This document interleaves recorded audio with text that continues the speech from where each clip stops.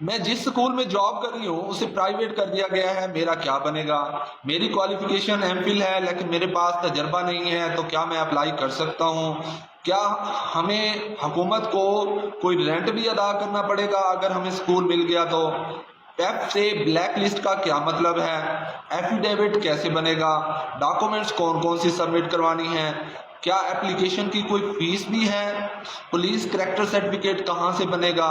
Application hard copy میں جمع کروانی ہے یا صرف آن لائن اپلائی کرنا ہے؟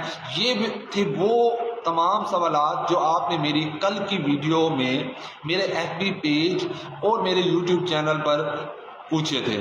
تو اس ویڈیو میں آپ کو ان تمام سوالات کے جواب دوں گا۔ آپ نے ویڈیو کو اینڈ تک دیکھنا ہے تاکہ آپ کو آپ کا پوچھا جانے والا سوال جو ہے وہ آپ کو سمجھ آ سکے، اور آپ کو اس سے ریلیٹڈ اور بھی کوئی سوال ذہن میں ہے تو وہ آپ